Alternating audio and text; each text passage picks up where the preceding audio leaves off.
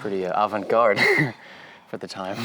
It was pretty interesting to go in. We both went into it blind for purposes of critiquing it, right. Making content for the Mandarin off watching it. That's the name of the pod?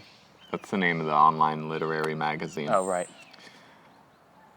So we went in blind to it, and then here's this like window back to the salon of talking about transhumanism and androids in a fucking silent film. Cheers. From 1926. That's great. They're already fantasizing about making women robots that men can control. Yeah, they didn't. It's only been like a few decades from the time when women were essentially robots. In culture's conception of They're them. like, these women are voting! Quick! No, we gotta make androids. Although, I think the androids are gonna get the last laugh. What do you mean? Well, I don't know how that movie went specifically, but I know every android movie I've seen, there's always a price to pay for humans' hubris in creating machines. The machines always get the upper hand in some way. In that movie, making the inventor of the android was the primary villain. Oh, okay. And was motivated purely by resentment and hatred. And so his creation reflected that. And she just like opened up the portals of hell into this metropolis, and everything went to hell. And she eventually got burned on a stake. And that was in some way her redemption. The android's redemption? Yeah. I mean, taking vengeance. I'm happy for her that she doesn't have to be in this mortal coil. Yeah. Under the programming strictures of villainous inventor. Right. The evil genius archetype. So, what is virtue is the first question. I have a working definition that Ayn Rand put into the Romantic Manifesto, but prior to that, I've never even thought of the word virtue, except like a value synonym for value. Yeah, or synonym for ability, I think, is perhaps a bit more the way I think of it. Because like like a plant has healing virtues, or you say like by virtue of something like that. I think it comes from the word. It shares the root with the word like virus, which is the Latin word for virus. Actually, I wonder. That's weird. I never thought about that. Virus. I'm gonna have to look into that. No, virtue? I don't know. It might be connected. No, I was gonna say virus in terms of like person or man. Although in those times, I think virus comes from the Proto-Indo-European wer, which is like W-E-R, or maybe the Germanic. Anyways, it shares the same root. It's connected to werewolf, man-wolf, werewolf. So wer gets Latinized as ver, and then virus is the root for virtue and virile or whatever, Yeah. So it's just like kind of, given Roman society that kind of identified was, very like phallic and stuff, they mapped manness onto another word, which just meant a general quality. So anyways, that's where we get virtue from. Etymologically, I mean, in terms of what it means, I think of it just, I wasn't really thinking deep into the definition when I said that. I was just kind of thinking of, honestly, it as a lazy synonym for good. And that's why I was clarifying it. Yeah. The definition Rand gives in the Romantic Manifesto for virtue is how you achieve your values. Right. The abilities you use to get to your goals are your virtues. So, and in that definition, she's conflating goals with moral achievement. So the abilities you use to achieve higher moral planes of experience. Right. So courage is a virtue. Your prompt is that courage is the highest virtue. Yeah. And so highest, I have to assume you mean the most universal, The most general. the one at the bottom of the stack that Right. other virtues depend on. Yes. And I didn't really buy it, and then I finally thought about it again this morning, and I think creativity itself Yeah. is deeper down, more universal virtue. Courage is just a requirement. Like, Is necessary but not sufficient. yeah, you can have Right. courage, but if you have not created an aim for yourself, then what is that courage in service of? Like, creativity has to be there first for the courage to have any application. Oh, see, I thought of it in exactly the opposite way, because I got down to the same level where I was looking at courage and creativity.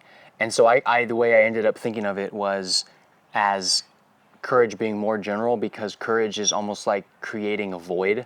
Courage is the creation of space, of possibility, which could, in the absence of creativity, just collapse back in on itself.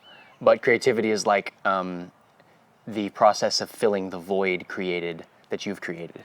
And the reason I say that, like a thought experiment to sort of like, that sort of is in favor of this way of looking at things, is like, it can take a lot of courage, for instance, to give up some ideas, give up something you know isn't good for you, even when you don't have a replacement for it. So it's like a stepping into the void kind of thing. It's like let's say you're in you have a toxic ideology. You don't need to necessarily know what to replace that with, or how to, like there's a part that just viscerally knows this is not good for me, I don't want this. So you can get rid of it, you can destroy things, you can open up space, and then like secondarily you have the opportunity there to be creative, or sometimes that involuntarily happens to you, where something traumatic or something really crazy happens to you, and it just opens up space. At that point, it would appear that creativity is the highest virtue, because it's your starting point of your will. Basically, it's the first thing you had decision, kind of courage. You had the ability to influence. But I'm kind of thinking under normal circumstances, just a person in their average, stable, static life. Do you have to make a choice to create some space, even before you know exactly what you're going to do with that space? See, you had to use the word create right there. Oh, shit. Oh, holy fuck. Checkmate, dude. Okay, pack it up, boys. No, you fucking you checkmated me. Dude. God damn it. That's why I like talking to you, Alex. You're right, man. Okay, no, you're right. I'm completely convinced now. You're right. You had to create some space. Courage comes into it at necessity, but creativity is always necessary for any kind of statement of being that is determined by you and not someone else. I had this nightmare this morning of this like scary house, and is a Classic. part of a video game that I recently played, a horror video game that has a scary house section, and it's very like just a haunted house kind of experience that you're kind of taken through. Like, you don't get to explore it, you're just like forced through this experience on like train tracks, basically. But that was the first requirement of courage today, was like, I felt this like rumbling. I knew the necessity to like go into that haunted house experience to like solve the puzzle or do whatever gamified thing the symbol would then create for me if I'd pursued the dream. But I knew it was just my own mind, and like there's pressure and there's darkness, and there's dark rooms in my own mind to address, and audible rumbling that symbolized like I have to like go into that, but also with the knowledge that something is coming up out of me too. So you're just kind of waiting for it to emerge from the darkness. But like waiting for it would be the wrong move. Like what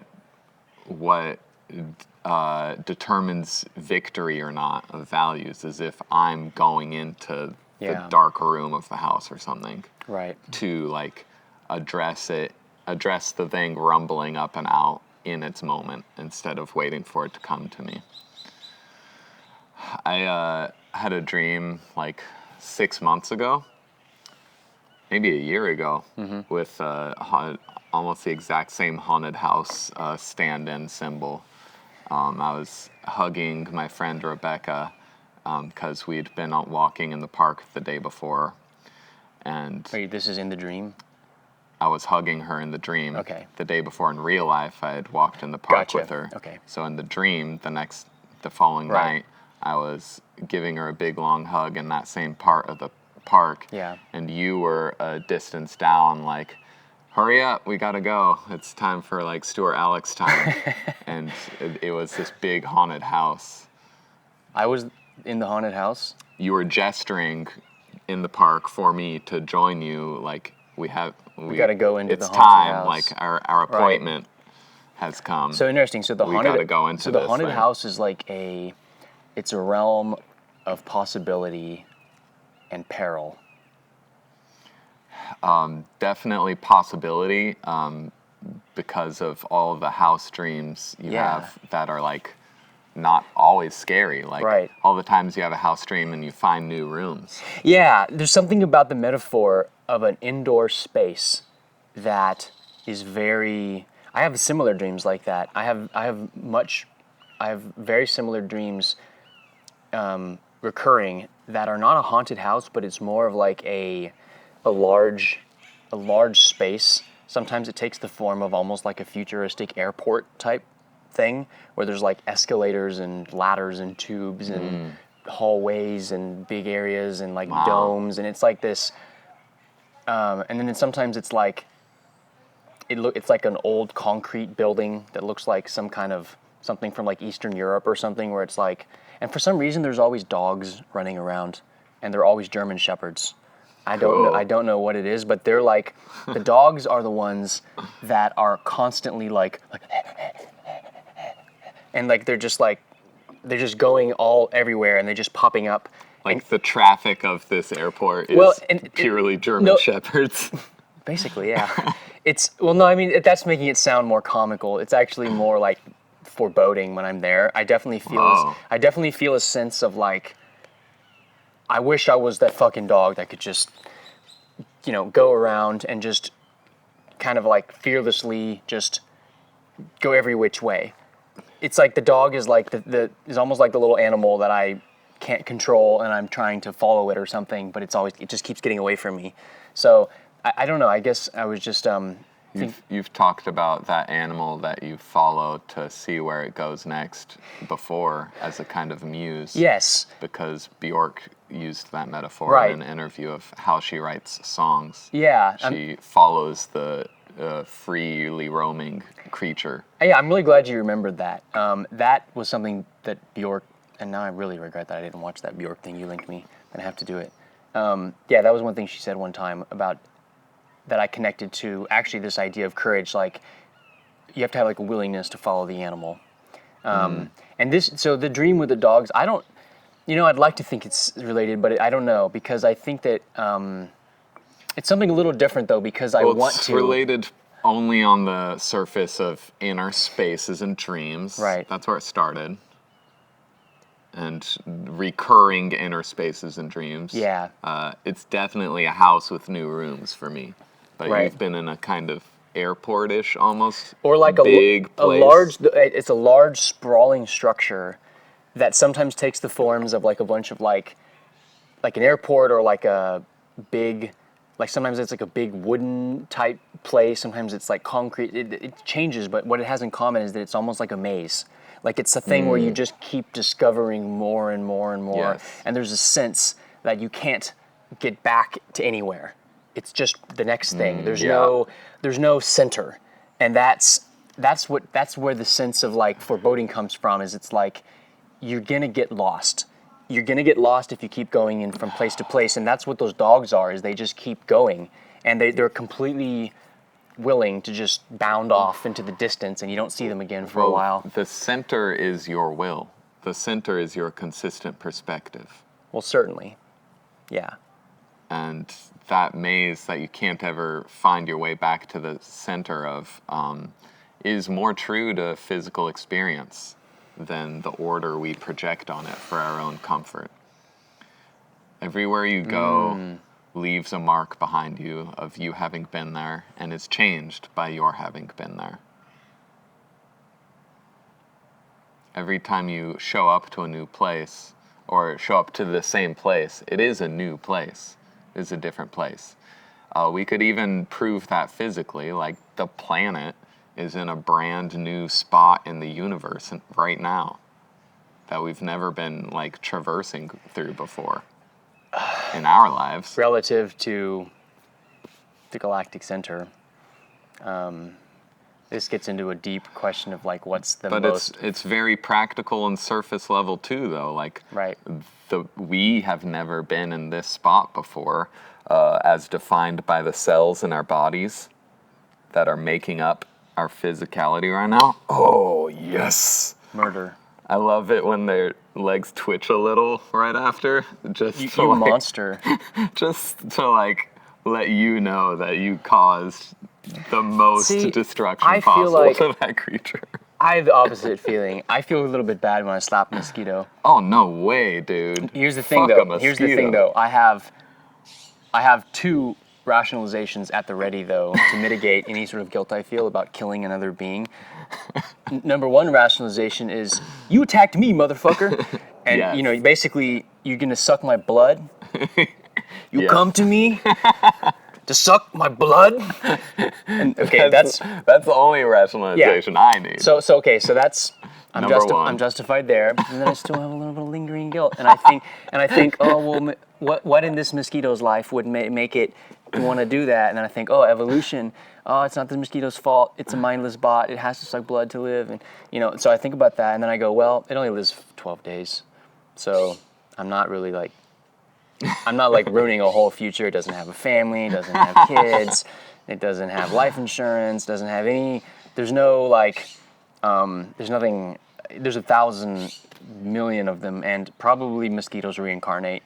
So if you slap Probably. it just goes back to a checkpoint, and the checkpoint is being a larva, and then it it goes. just goes back to its safe state. Exactly. No, that's Having learned No, nothing. I 100% believe that, because the vast majority of all mosquitoes don't ever get to eat. Actually, so what happens is when you think about this, from how is that possible from a conservation of energy standpoint? Well, here's how it's possible: is because when a female mosquito sucks your blood, it consumes like way many times more nutrition than it could possibly use in its own lifetime, which is 12 days, because it swells up and it becomes a giant blood flying tanker ship. And then it goes off to wherever it does, and then it has like hundreds or thousands of whatever larvae, and it just uses the energy of your blood to sort of like create the entire lifetime supply of energy for all of its progeny. So that all the progeny can live the whole lifetime without ever having food. Yes. And if after 12 days pretty amazing. the battery is dead and doesn't have a charger and it dies. That's pretty fucking amazing. But the one that does get to land on the charger port, which is your body, can create 1,000 more. And so on average, the mosquito line, so that makes me think mosquitoes are really not as individuals as much as an animal that at least gets to eat once. You know what I mean? It has a singular mission that it's kind of like bound to, which is just to land and suck your blood. I don't see the need to project it as an automaton to be okay with killing it. it comes from my blood, so I have the right to defend myself. That's it. You know, I eat meat, so I can't really claim any moral superiority over this mosquito, but I guess it seems that killing a mosquito doesn't require any sort of, it's kind of a little indication that maybe we're just projecting It ideas. would only get to moral grounds if you started pursuing the question of how to annihilate the species of mosquito from the planet. Oh, interesting. So you think That like, would start to become a moral issue. so because there are people who have proposed like mosquito eradication schemes. Wouldn't it be nice? Wouldn't it be nice if we could kill them? No. Yeah, And that gets to questions of like, okay, are you like, is this really necessary? Because if you're taking more life than is necessary for you to stay alive, then I think that crosses a line. Like eating meat is not necessarily a moral violation. Killing a cow and just leaving it there on the ground is. yeah, 'Cause 100%. you did not have to take that life to stay alive.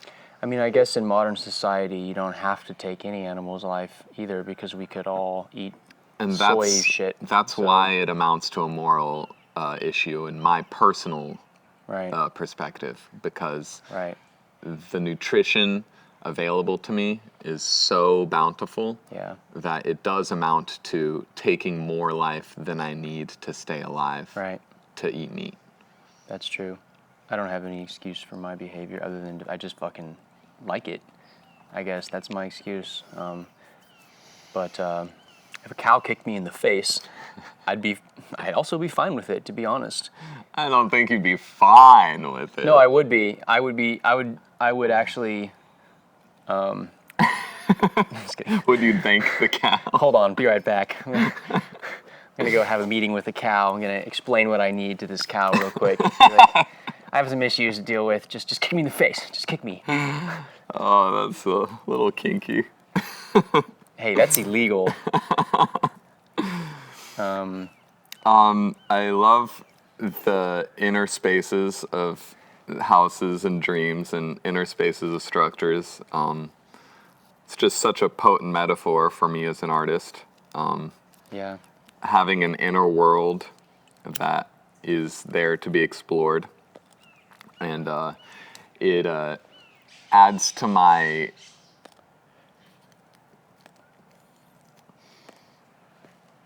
desires for independence.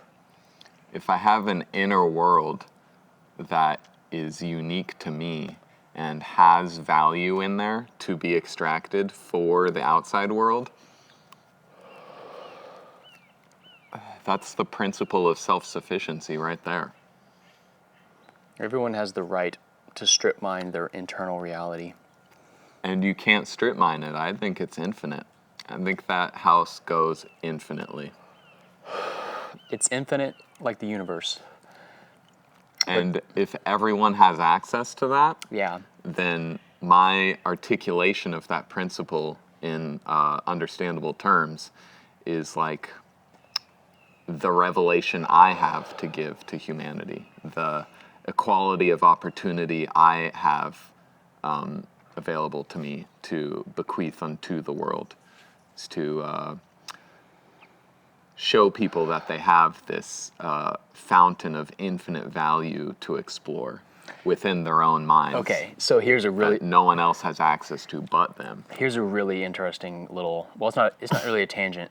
It's related to what you're saying. So you're saying that, as I understand it, that there's this inner world, and I'm thinking about this by analogy to the physical world, where It's a house, yes, this inner world, it's a house that's bigger on the inside than it is on the outside. whoa, Its dimensions when you walk in are bigger than its Whoa. dimensions when you see it from the outside. that's profound. Sorry, go ahead. No. I want to go with that thing what you just said. That before I go into this. So you're saying that what is there? that seems profound to me. There's something about a kind of space that is that has like a internal volume that is like when you almost like there's I don't know, there's something about something about consciousness is like that it keeps opening up the farther you go into it, like a fractal. Okay, well, I'm gonna have to sit on that for a second. Okay. Anyway. So like, okay, so you can mine readily available resources, right? You know, back in the gold rush, people just walking around finding gold nuggets, kind of stuff like that. You know, after a while, all the readily available resources get plundered, whether it's gold or whether it's trees on Easter Island that got all cut down and caused civilizational collapse, or anything. There's many examples of that, but you know, progressively what happens is people go like, oh, what if we just create what if we just blow up this whole mountain and just like strain it through a basket? We'll get some more gold, you know? So there's that thing where you're just digging deeper and deeper and deeper. And I wonder if the inner world is sort of like that, where you get the low-hanging fruit and then you start digging deeper and deeper. And I guess my question that I'm leading to is, do you think that there is something analogous in the inner world to like asteroid mining, where there are resources, there are vast reserves of something inside you that is just as remote as like building a robotic spaceship to go and mine a platinum asteroid 1 million miles away, probably more than 1 million miles, hundreds of million miles away, and melt it down and create like a starship or something out of like, you know what I mean? And like, if a person was able to like, you know, could create like some kind of like huge, like windfall out of like going on some specific thing. It's like crazy to think about that. Well, that's called creativity. Yeah, I just wonder, do you like the inner world, you know, the inner universe, are we living, is our inner universe a cosmos on the same scale as what we perceive outside? So I think what we perceive on the outside is a metaphor. Yeah. For what is actually waiting for us on the inside. So there's distant galaxies inside you. I'd say so. And I think when we achieve space travel in the actually practical sense, it will be by virtue of realizing that you have to go within to get to another planet.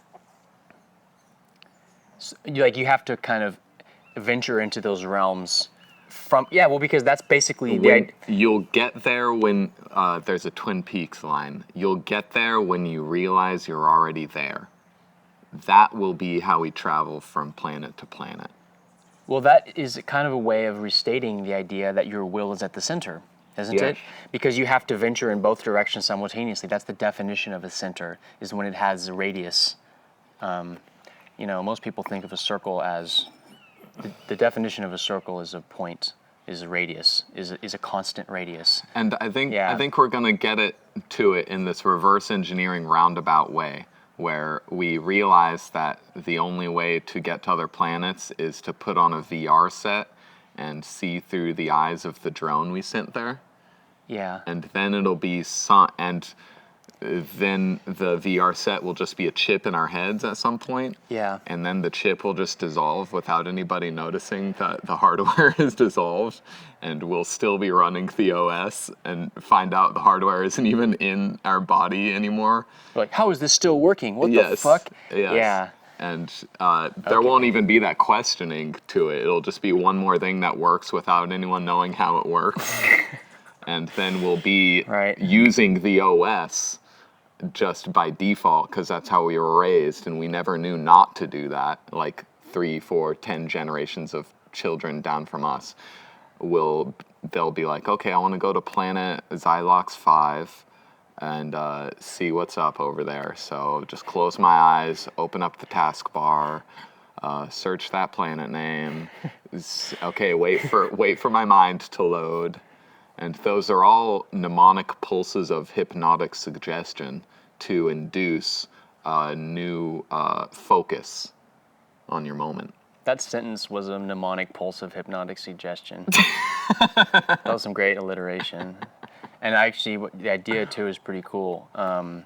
I think that there's something there about like East and West too, because you have Eastern civilization, which has been kind of going in the inner cosmology. It's purported to be going in that direction. I think historically it certainly was. Of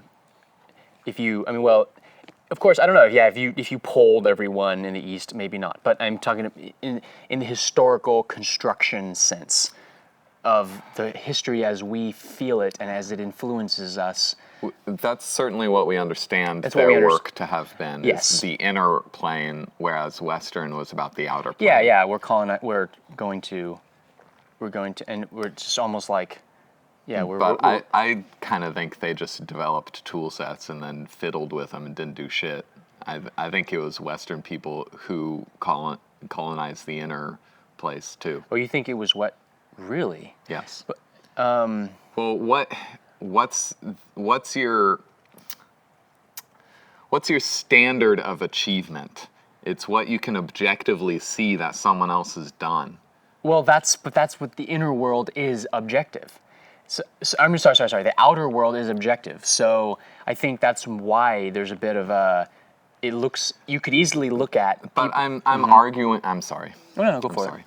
I'm arguing that all of the inner work in the world doesn't amount to shit if it doesn't translate to good for you, good for everyone around you, good for your progeny, good for the physical world around you in a way that couldn't have happened without you. If you just sit there in a fucking cave, all your inner explorations don't amount to shit, in my opinion. Well, it's... People in the West, they went into that inner world with the tool sets and the ideas that Eastern philosophy gave them, are inspired in them, and then they actually made the world a better place with those ideas. Well, better and worse. We certainly changed the world. I would much rather live in this world than the world of gurus and caste systems and shit in the river Ganges. But there's a lot more shit in the river Ganges now than there used to be. And the way to solve that is in Western innovators, or like that school of thought that is now available to the Eastern population if they'll only stop thinking about meditation and gurus and clean the fucking river. I like this very contrarian take on things. See, because this is the exact opposite of a lot of ideas about how to undo the time bomb of technological expansion that we are kind of like right in the midst of. I guess. Well, we think about it in terms of undoing. We think about it in terms of, as long as it has nothing to do with the physical world, then it's virtuous somehow. Okay. And yeah, I'm going to be contrarian about that for sure. So I think that it's like, I think of it almost like the Western. I just want to say before I go into I think it's basically the distinction between objective and subjective exploration. The problem with subjective exploration, as you pointed out, is you really can't share it with a lot of people because it's inherently subjective and you're kind of limited by the... It requires creativity to share it, and it's a moral imperative to share it. If you just to go there without like doing anything with it, then you're defaulting on your moral imperative to your community. I think that something like a Tibetan Buddhist temple where you walk in, never walked in, but I've been on the internet, so I've virtually seen this. I've been to Tibet virtually. I've seen pictures of the mandalas that are painted on the walls. That seems to be the best possible. It's like that is an attempt to make the subjective objective. It's a way to create a map, to leave a map that when you die can be like, I don't know how else to express this inner landscape other than this thing, and that's a pretty cool achievement, I think. It's just, I think that you're working with, when you're dealing with mapping the subjective reality, we don't know yet how to encode subjective meaning as well as we do objective meaning. The whole project of art is a very valiant attempt. It's to encode subjective meaning. Exactly, and look how many people in the world are engineers? A lot. How many people are artists? Not many. So that should tell you that you're working on it's much harder project to encode perspective. And like I was saying just like a few minutes ago when we were walking over here, I've been going deep into Terence Mckenna stuff, and I feel like I'm trying to absorb his perspective. And it's the only way to absorb someone's perspective is to take in this big kind of gestalt image of everything you've said that's objective, and try to triangulate the perspective that would give rise to that kind of thing, to have some type of empathy with the thing. Like you're trying to extract the subjectivity from a set of objective artifacts in the sense of ideas and concepts. I think the aggressive, the tenet that's trying to come out right now in my aggressive, punching into everything you're saying right now, is that your subjective explorations crave form. They want to be made physical. And it's only ideology that keeps you in this mode of no, I must meditate and be divorced from the physical world that I am natively a part of, and make no difference on the outside world, and be as a still pond. I think legitimate explorations in the subjective realm naturally want to spill over into physical innovation, physical invention, physical art making. So I think that's... And Terence McKenna came to the same conclusion. He went and learned all he could from the gurus in India and decided all that shit was bullshit, and then went back to America to try and change things. Yeah, Terence McKenna was a true Westerner. Yes. In that sense. Certainly was. He was. You wouldn't get that impression because, well, one of the things he rails against is scientism. He was railing against scientism before it was cool. Yeah, he was one of the first voices to spout all this bullshit that I've just been decrying of anti-technology, expansionism, anti-colonialism, trying to get back to nature. But that was a conflict. That was a conflict of his precepts that caused his early downfall, in my opinion. I feel like I don't think Terence McKenna is anti. I think he was trying to have his cake and eat it too. Well, that's what's inspiring about him. I find that very inspiring because I also want to have my cake and eat it too. But he wasn't being honest with himself about that. I don't know. I have a different idea. My feeling on this is that I don't think Terence McKenna was anti-technology at all. He was pro-technology.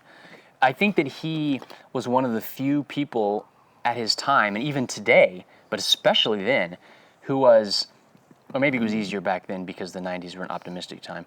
I don't know. But he was I think that he was a true scientist in the sense that he was being very honest with himself to the point that he could actually see how our recent rapid progress in technology was causing us to overplay our hand to the extent that we were actually limiting our progress by throwing out the baby with the bathwater. And what's the baby? The baby is the subjective felt experience of the world. And I think that our objective progress in technology is absolutely premised on maintaining a connection to the subjective world of felt experience, because that is kind of the wellspring, in a sense, that you have to have a source by which to extract the material to make an objective reality.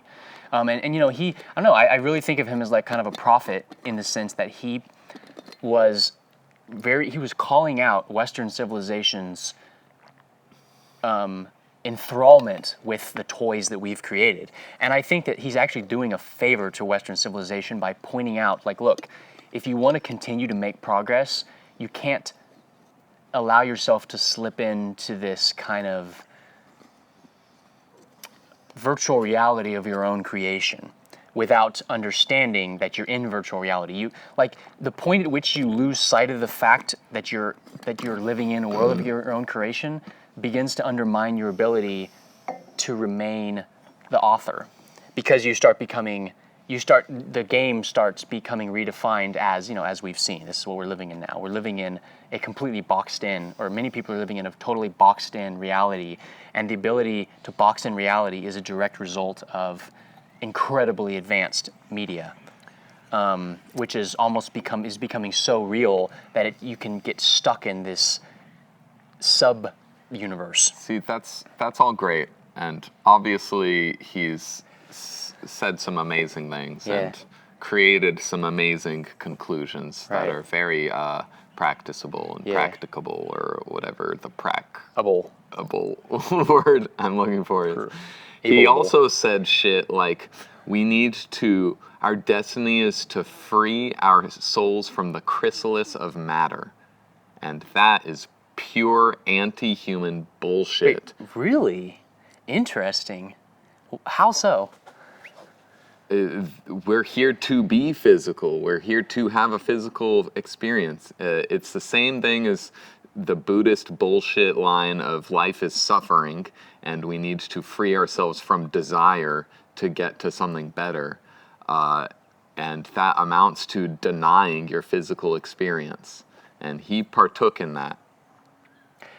He partook in that assumption that physical existence is somehow flawed, and there's some platonic form thing that if only we could become detached from our gross little bodies, then we could see real reality. See, I don't get that interpretation of his. He literally says that shit, though. He literally says we need to free our souls from the chrysalis of matter, as if this is something to get free from, instead of the vehicle which we have been given to explore our freedom.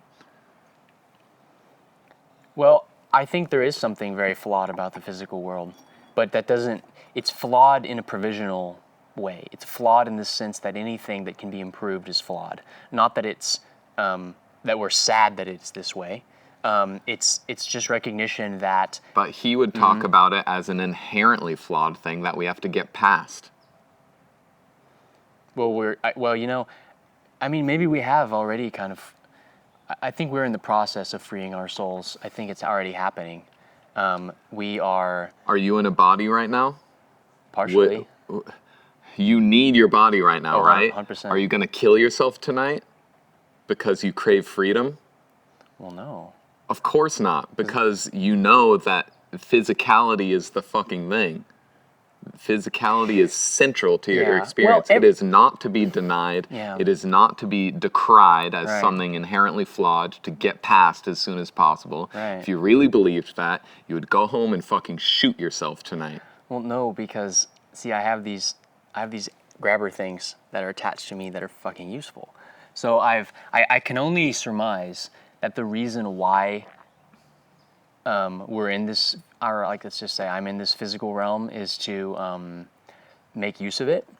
But there's a question of like, what really is physical? Because like, everything is physical. Even ideas are physical. They have a physical counterpart. Well, I would say they're physical even in a more basic sense. They're physical because they're objective. And I think that in some sense it makes sense to just think of physicality as being a synonym for objective things. Because, like, if you have a idea, that idea can like change the physical world. Yeah, I understand that. Yeah. So you understand. So it's, or another way of looking at it is that even physical objects are really just patterns. They're just they're programs that are tapping into the API of chemistry and physics.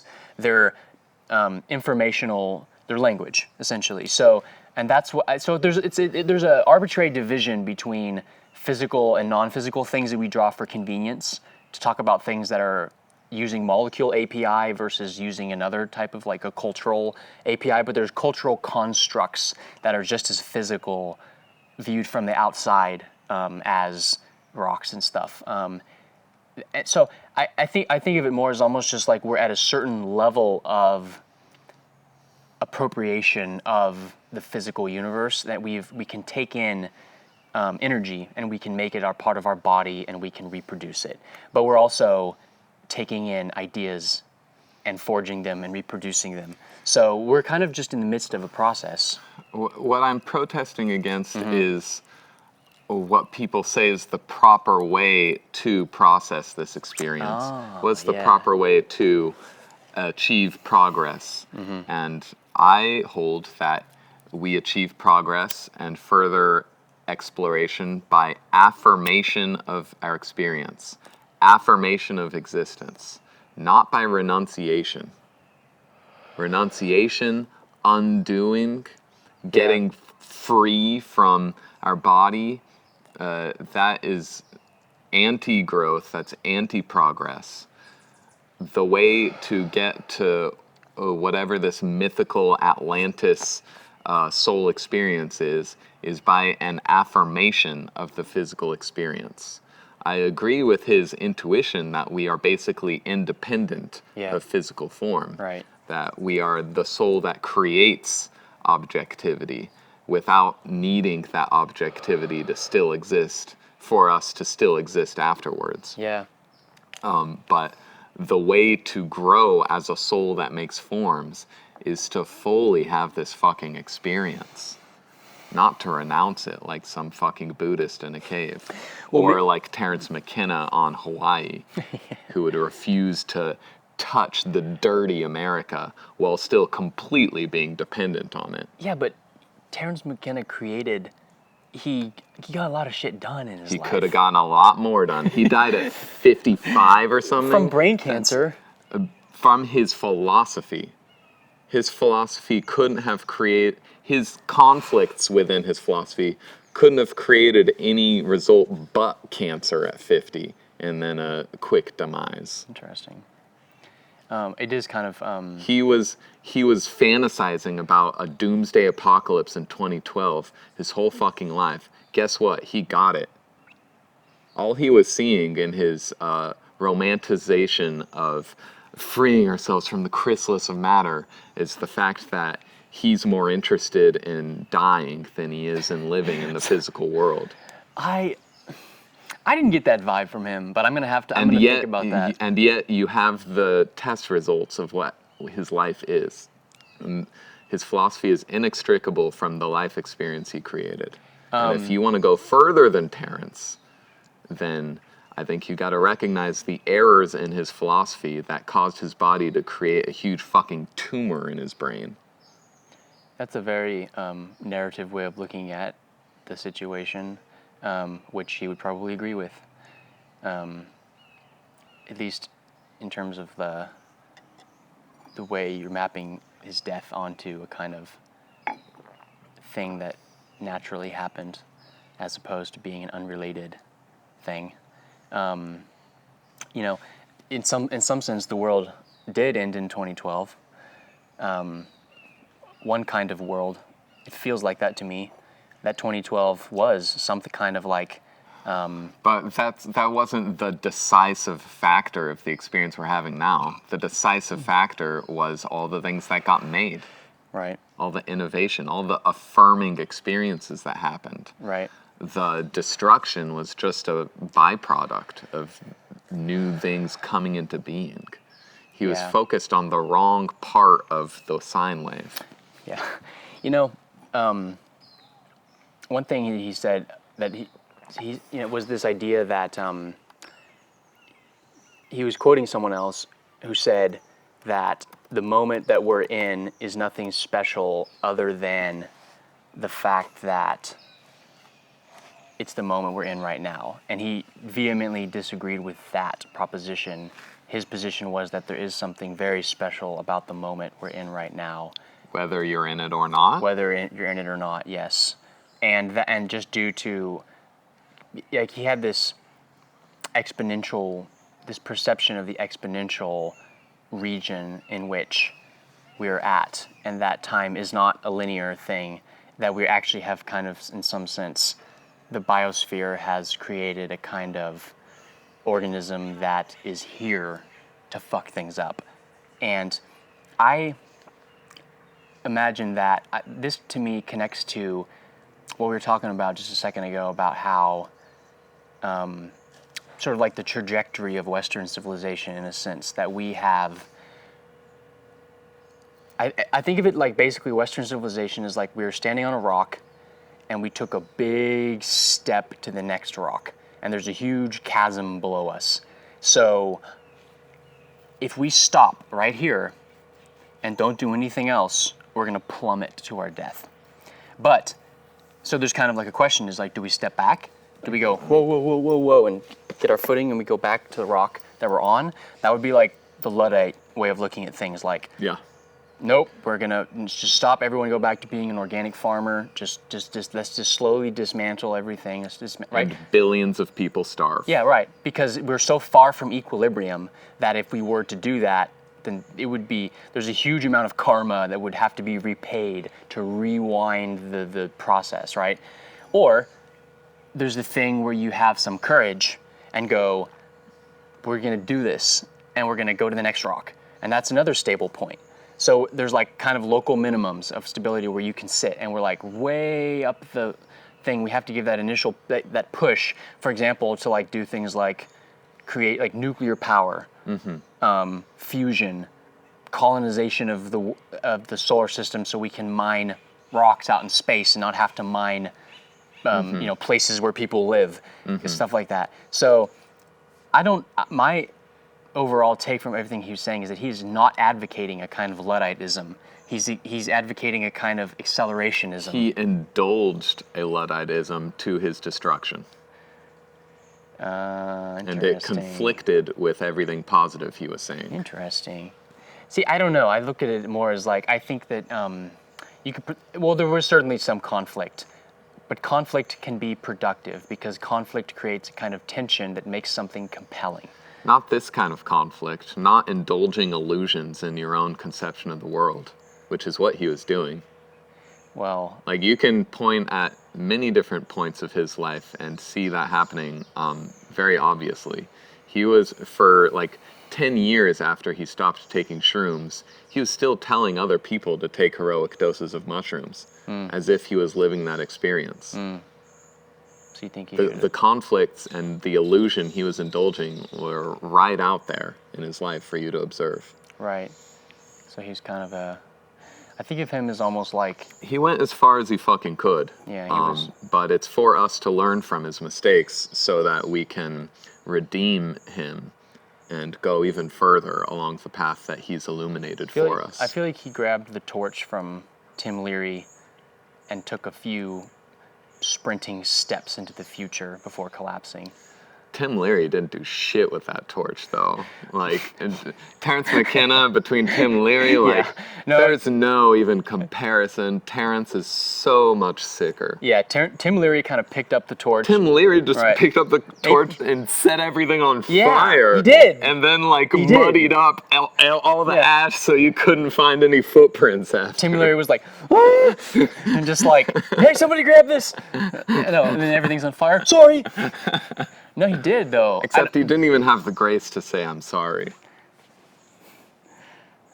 Well, he was... Tim fucked shit up hard. I'm pretty convinced of that.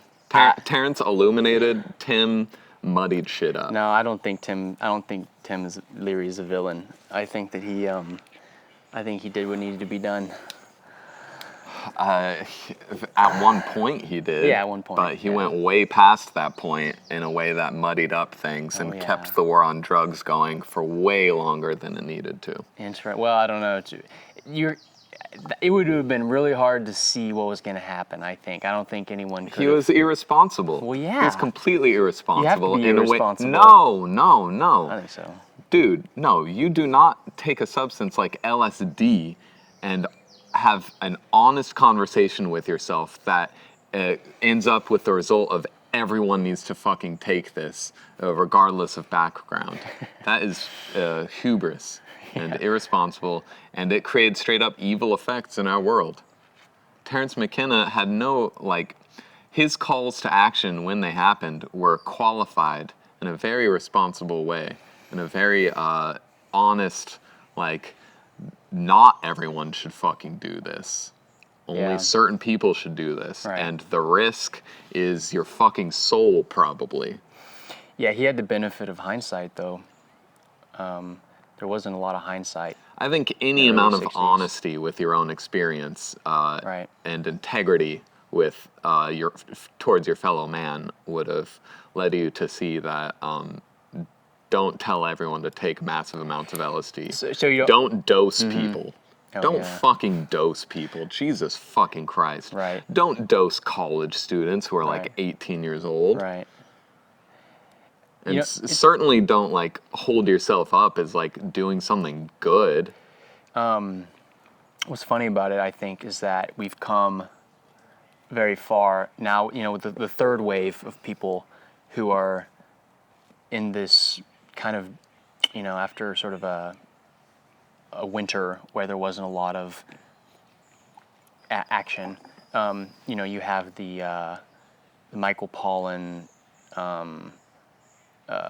Joe Rogan, kind of Paul Stamets, those kind of people who are very much, Even Jordan Peterson. sure, people in the universe, people in the kind of the voices that are saying they're advocating for psychedelics are very, very much in that let's be responsible mode.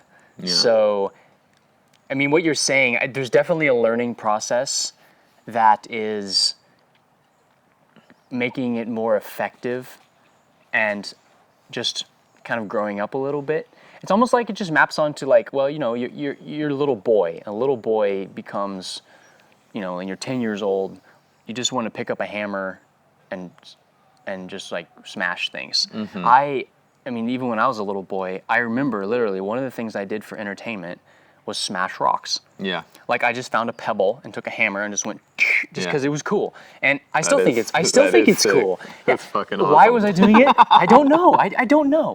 I just can't. Very satisfying. It's just satisfying. It's just and I'm not gonna hurt any living being, but rocks, fuck yeah, smash rocks. What is that? There's something there about just wanting to and that's a very immature thing. And culturally, of course there was someone who gonna pick up things and smash things a little bit as soon as those tools became available, and predictably, it's pretty destructive. But now we're I feel like our culture with regard to psychedelics is kind of getting into the mid-20s stage of a person's life where you start fancying yourself as a responsible adult and going when I was younger, those kind of things. And you look back and you go, man, if I just could have gone back and slapped myself when I was 16, I would have gotten so much farther. Why didn't I start saving money? That kind of thing. So it's the meme of the dude with the blonde dude with the beard and the man bun, that kind of whatever that kind of male is. And then with the female counterpart too, it's the lady who's we should have children, or the kind of little rosy cheek kind of, that kind of well, maybe, maybe it isn't just a revolution every day, that kind of thing. Once you've just pumped the gas a few times and gone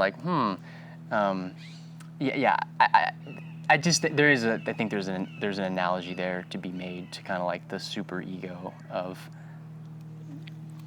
Western civilization, or at least America and Europe or whatever, is that's kind of the stage. That's what the stage of processing where we're at. So, which is kind of optimistic, because when people are sort of growing up and they're in their 20s and 30s, that tends to be when you get a lot of things done in your life. That's usually the main thrust of some arc of development before you kind of go into a kind of old age mode, like Japan or what have you. Oh, and I wanted to say something about Japan too. What we were talking about before, that idea of Eastern versus Western. I should go ahead. Well, I was going to say, I think that in some sense, maybe the reason why we like Japan is that it's kind of like very Western in some sense. That, which is like a weird thing to say because super Western. Yeah, because it's like, and this is even before. This is before the whole World War II thing and the MacArthur and all that stuff. I think even prior to that, Can you check my positioning? Oh yeah, sure. It was like a really good conversation, and then my face was half cut off the entire fucking time. Oh shit. What's the dude from Batman? The Harvey or whatever? Two-Face. Two-Face, yeah. Japan, yeah, Western they've really created a lot of technology. They're highly technological, and so, like, even throughout the whole history, and so they're really a good example of like an Eastern culture that has projected its aesthetics into the physical realm of creating things. And that's why that it's a very influential objectification of stuff, of ideas, of feelings and thoughts and stuff. So yeah, that's why the West has this little thing where we're looking at Japan going like, whoa, that's really compelling. Whereas something like Tibet, well, you could go there and it's just like, not a lot for me to grab onto. Right. And so you have to do a lot of work, and you need to become like a guru and go all like off into the fucking clouds to start to talk about. Whereas Japan's like, oh, that's really awesome. Yeah, we're gonna take that. It's more accessible and more like, you don't see like other Eastern cultures, I don't think, that have had nearly. You can't walk into a bookstore and buy Chinese literature or stuff from Vietnam or even the Middle East for that matter, really any other part of the world except Europe, Japan, and like, well, that's not true, Latin America, but that's kind of hard to disentangle from Europe. So, but like in terms of the original genesis of a particular peculiar perspective on things, there's something very accessible about. Yeah. Accessible, practical, incredibly potent, incredibly creative. Right. And a unique sovereign soul in the race consciousness. Like, there is a Japanese identity that is sovereign in the race consciousness of different racial identities. Right.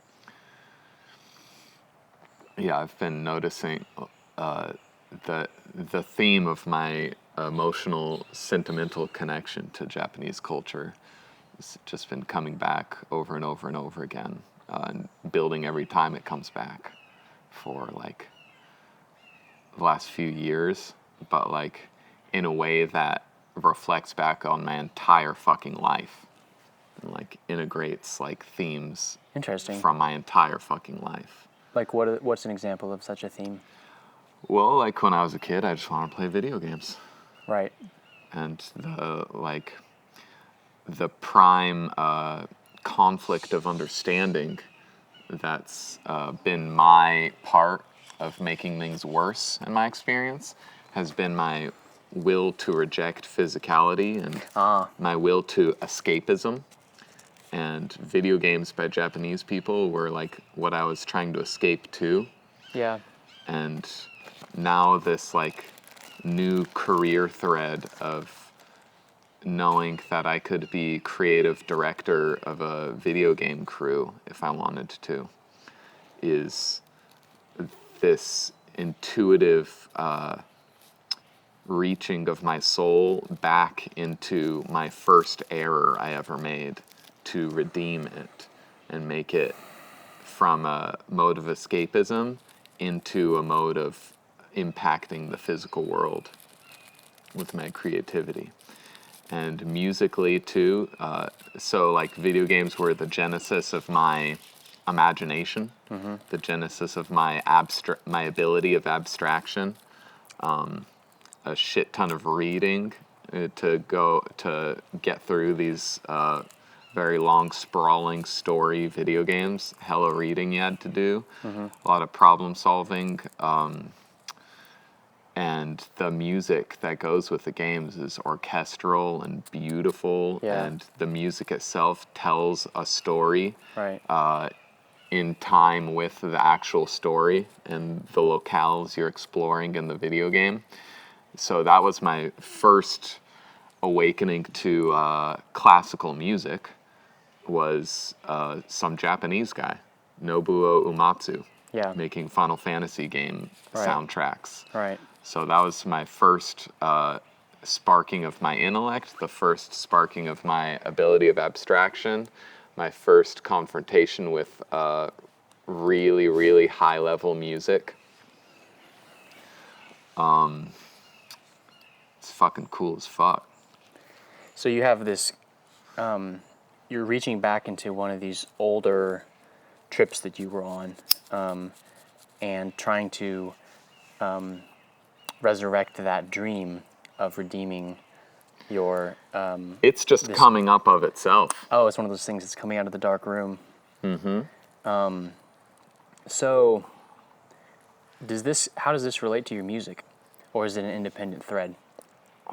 Well, my music is my engine with which I explore the world. Right.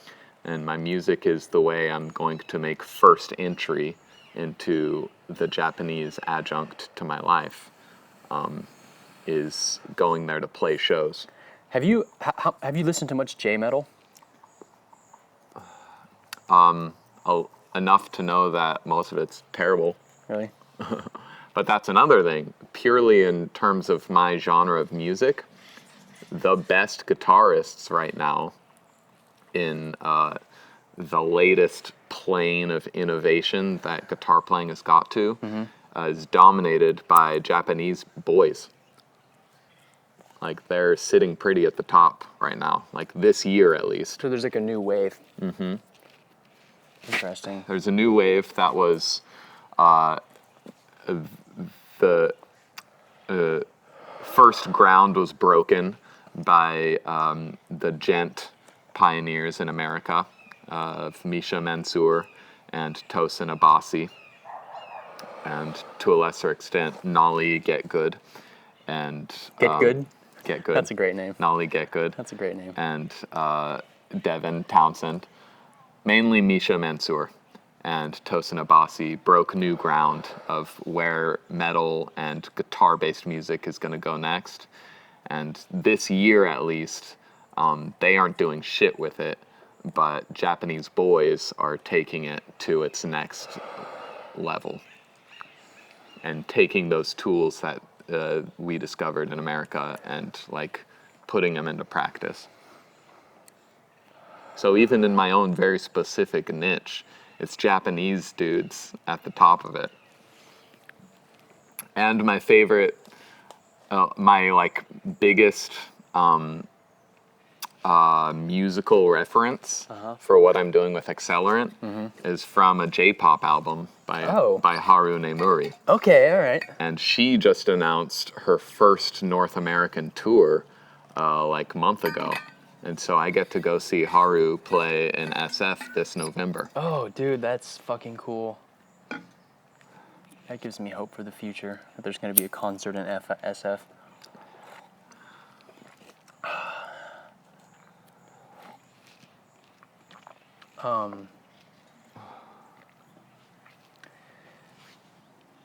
So do you see yourself in the future playing a show in Japan or doing like a tour? I see myself living there. Yeah. I see myself as Chico is my home base, but it's the rest point of an orbit that goes to many homes and many communities that I establish. Right. And the first one, at least the one I'm focusing on as being the first one, will let life decide what the actual Right. next home base is that I Right. establish after Chico. Right. But the one I'm focusing on is Japan. And then there's a Chico-Japan link. Right. So, regular shows there, regular tours there, and regular residencies there, where I'm there for 3 months or 6 months or a year. And I'll probably be gaijin outsider, like probably for my entire life in their relative acceptance or rejection of me. Right. But if I have something they need in the form of my art and my metal, then Right. like they can have whatever attitude about me behind closed doors that they want. I'll still have friends on Right. the basis of individuals there. Yeah. Was that there was some quote that I was reading? I think it was from who's that guy, Naval, whatever his name is, that guy on Twitter dude. He said something like, America is the greatest country in the world because it's the only country that will fully accept you as one of us. That's right. And it's interesting. That is kind of what, for all of the things that America is, that is probably the best thing we bring to the table, is like, we're totally willing to call you an American just if you're here and you say I'm an American, we go, okay. You don't require proof of people. No, it's the highest ideal of human understanding morally that we've achieved yet, is the idea that if you exist, then you have a right to freedom of speech, freedom of whatever. Self-definition. Yes. Yeah. The ability to own property that no one can take from you. The ability to literally defend your property from anyone, the government included. Like, all it requires is you existing. The American ideal is the larval form of the human ideal that's necessary for world peace. So have you seen The Expanse? No, I read the first book Right. in its entirety, so Right. I have We've talked about this a before. pretty good starting understanding of it. Yeah, okay, well, I won't go into this then. This is because I think it doesn't happen until later on in the... No, I don't care. You can say There's everything. this guy, Marcos Inaros, who is like a terrorist / freedom fighter. He's almost like modeled kind of like aesthetically on the Che Guevara. Okay. Although he's not communist or Marxist or anything like that. He's more of an anarchist where he just like hurls asteroids at Earth and kills millions of people as a kind of like propaganda of the deed to sort of like instigate a war of liberation for the oppressed class of belters that are sort of have been like historically just subjugated by and used by Earth and Mars to extract resources, and they're just like so he's like that kind of revolutionary figure, and he's a complex character, and it's really easy to see him as a villain, but in some sense he is there's also something very compelling about his character that is kind of like you admire his courage for doing something like that, even though his means are genocidal. Or not genocidal, but he's kind of a murderer. He's a murderer. But the thing is, everyone else is a murderer too. So it's no. In the show, there are like they set up the thing where like his people do get fucking. There's so much injustice that happens, and so he's a reaction. It's like that's what I like about that. If it's a matter of annihilation of the Belters, if he doesn't throw an asteroid at Earth and kill millions of people, then that is not murder. That is self-preservation. That's how he sees it too, and that's the thing, and that's what they're debating. Is they're debating how much. It's kind of a comment on how much liberty do you have to make assumptions about things and then act on them. Well, you have as much as you're willing to take, and then you'll be judged for the result. I think that's all you can really say about it. Yeah, it's kind of like you have to see how things play out before you can render judgment on them. That's what makes it a compelling story. I think of it. It's almost like a metaphor for any type of expansionistic driving impulse. Is a certain amount of, like, you assume liability to the extent that you assume responsibility, which is, liability and responsibility are like two sides of the same coin. Moral liability, like maybe it'll pay off, maybe it'll work, maybe it won't, maybe it'll be a pointless death. I think that's a lot of, they say like history's written by the victors, because I think it's a distortion of the storyteller's understanding of human nature, that they created a situation where it's justifiable at all to murder millions of Earthlings to stay alive. I think that's this tooth and claw understanding of development that isn't actually inherent in man's nature. Well, it's portraying the tooth and claw. Yes. Yes. It doesn't. I don't think the show certainly does not constitute an endorsement of this. It grants that that's our natural state. It grants it grants that that's one state. It grants that that's a potential state.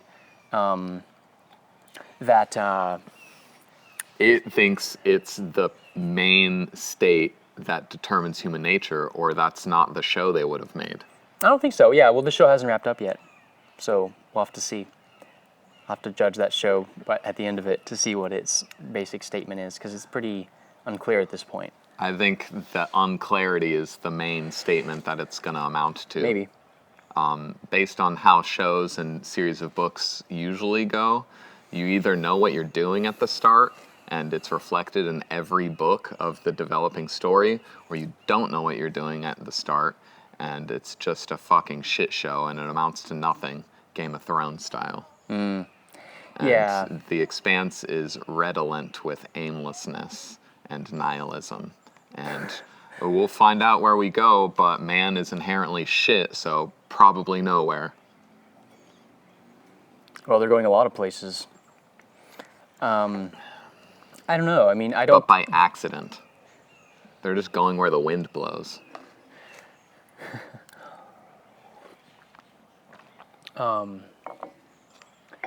Well... I really hope you read Dune someday. Yeah. It'll just... I'm gonna read Dune. It's so much better than the soul of The Expanse. Yeah. There's purpose. Right. There's purpose there that still allows for maximum freedom and exploration and toying with monstrous ideas. Sandworms. And incredibly exalted ideas in one universe, and see how they play with each other just to see what happens. And but it's to a purpose, to like achieve something real in the world. Like, it achieved way more than Frank Herbert meant to, but he had a motivating force. He wasn't going into it aimlessly to make a paycheck. He was overtly trying to arm us against Messiah worship and arm us with a distrust of authority. Right.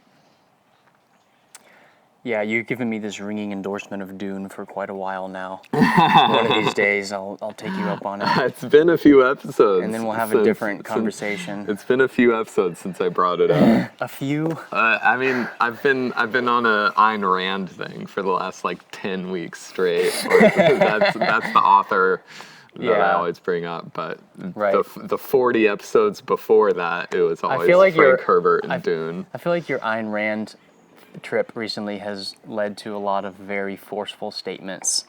That's what I fucking love about her. Very the forceful, very like punching kind of like. It's great. Well, it gives you something objective to grapple with conversationally. Well, yeah, I mean that's what I guess is a little bit of an expression of the need to be somewhat. Like it's possible to be too cautious and too careful in exploring ideas. You can fuck things up a little bit. You have some courage. You can break things to create enough space to put them back together. Ideas can handle that.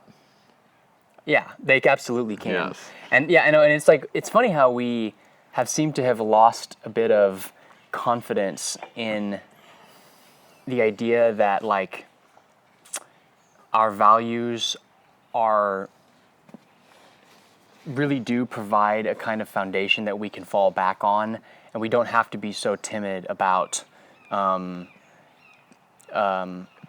exploring things and taking things to their conclusion and trying to just like see what happens when you kick something. My passion for Ayn Rand was like almost directly seeded by my passion for Terence. Yeah.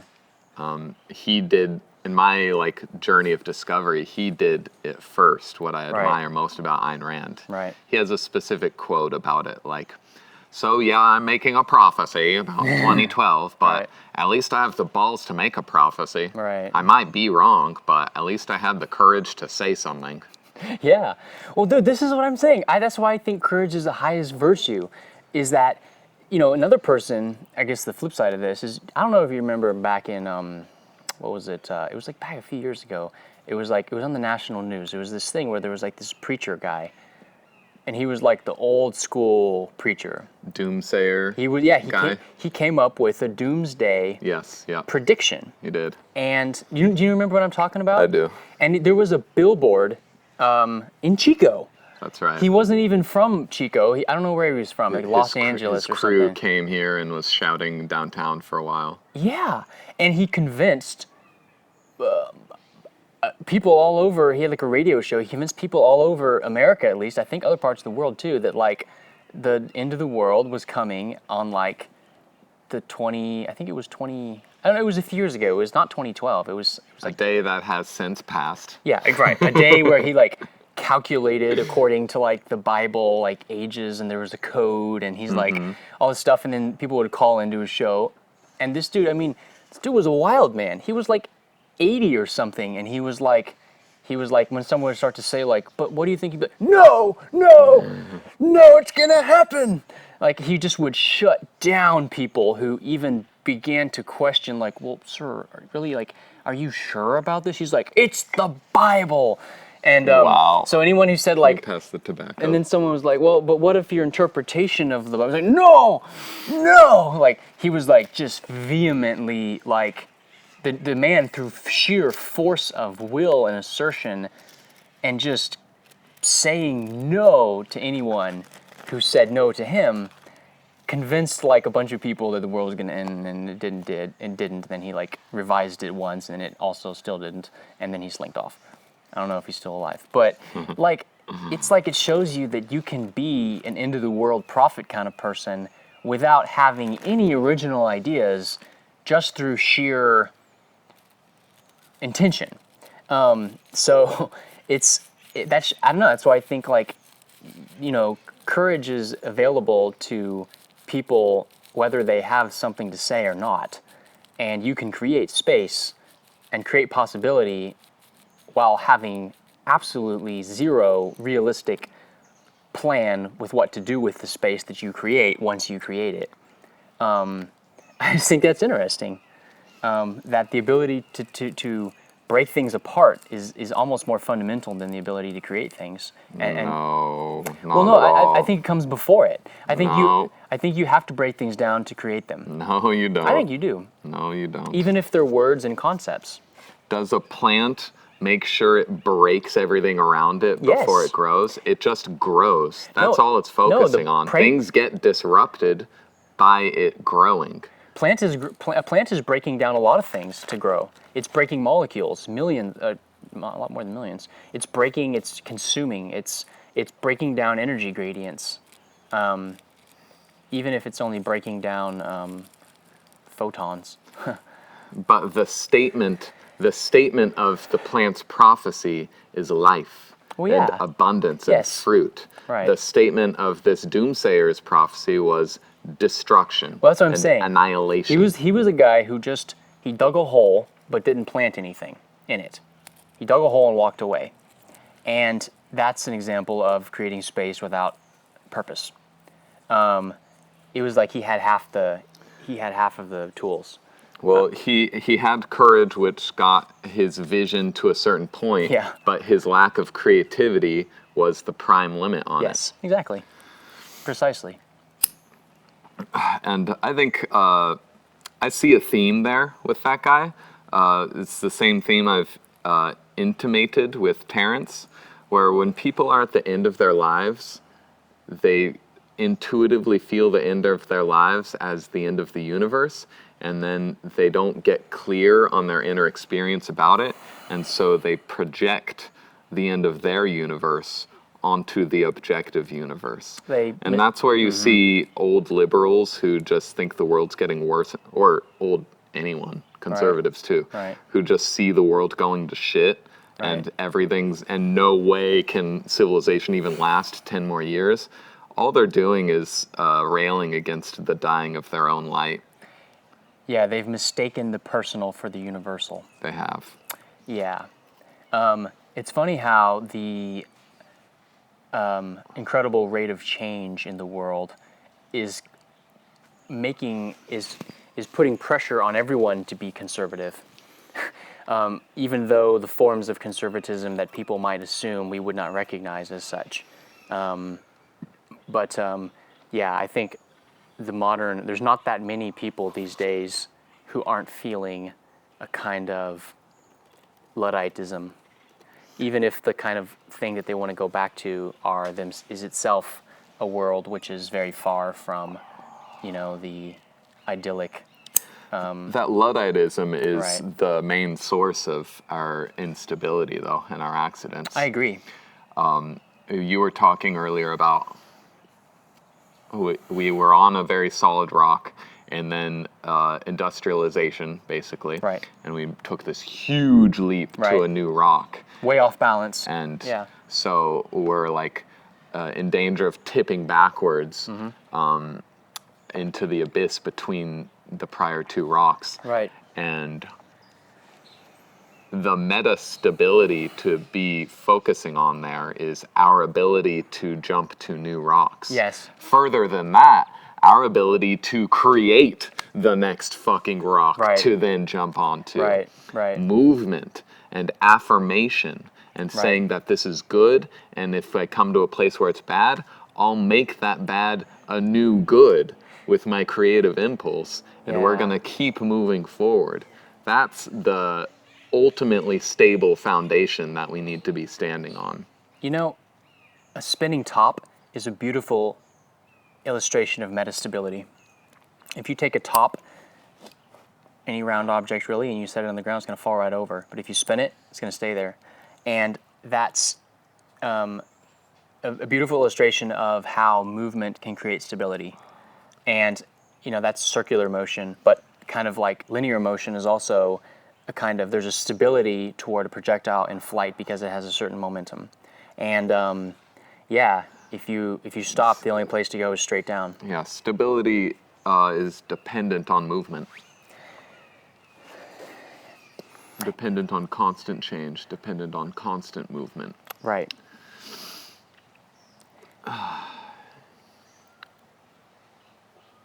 Yeah, that's really interesting.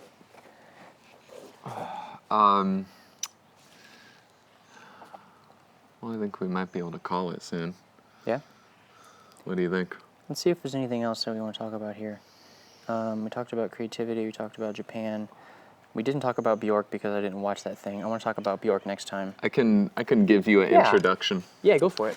So the thing that prompted this thing about Björk is I said something like, this idea came to my mind, this phrase, the ability to look past pain in the name of art.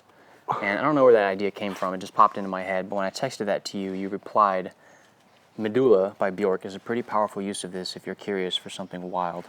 I was, but I didn't act on that curiosity. So now I guess you're going to explain what Medúlla is. Yeah, I'm going to give you an introduction to her fifth album, Medúlla. Medúlla is an album created with the human voice. That's like the theme and statement of the album, is every instrument is the human voice. Mm-hmm. And there's like maybe 5% of the instrumentation is not the human voice. Like there's a touch of piano here and there. Yeah. But the drums are the human voice. The guitars are the human voice. Everything is the human voice. Wow. And Okay. she made this deep, dense, heavy fucking rock album Yeah. out of human voices. And she was pregnant with her daughter while she was making it. So it's this statement of physicality, like this deep, Right. beating, violent physicality. Yeah. That's also incredibly nurturing. Right. And this like source of nutrition, the nutrition required to create a human. And this like deep womb, this deep, dark womb vibe. Yeah. And suffering and sorrow is just like integrated into the theme incredibly harmoniously. As part of the process of creation. As part of synthesis. as part of the physical fabric Yeah. of human existence. Yeah. It's presented as this natural feature of the physical natural landscape. Yeah. And the human bellows of mourning that happen in certain tracks of it just come to just are this one more violent feature of tonal like activity happening. Yeah. Like it's the sound of mourning sometimes, or the sound of just like hyperventilating sometimes. Right. But it's just like one more like physical feature of this natural moving landscape. And the distinguishing feature of the statement is hope and love. But it's portrayed in a way that embraces and accepts suffering. Right.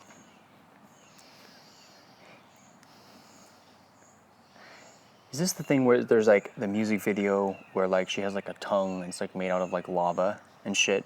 You know what I'm talking about? Or is that a different album? That's from the music video for Mutual Core. God damn it. Yeah, of course it is. Wow, man, that's good. I knew you were the person to ask about this. I can just throw out that random thing, you know what I'm talking about. Yeah, Mutual Core, that's what it is. Yeah, that's the last Björk video I watched. That's a cool video. That really blew my mind. That was amazing. You want to try and describe it for the camera? It's like she's the tectonic forces of, one supposes, Iceland being created and like rent out of the molten rock, and she's like dressed up as like geological processes, and her like, body is literally coming out of the ground. Yeah. Like her waist down Right. is underneath sand. and it's like really sexual and just like really like incredibly creative. It's like a statement of like very I don't know, it's just really fucking original, I think. It is. But I don't know. I'm gonna have to watch that Medúlla album before I go off on a big Björk thing, because I don't want to talk about this until I've done that. But it's this inner experience. Like Yeah. it's for headphones. It's for the dark. Right. It's for this like direct confrontation. Right. If at all possible. Yeah. Like not so much for like driving. Easy listening. Yeah, it's not easy listening. Sunday morning. Put on some tunes. Yeah. Seeing through suffering in the name of art.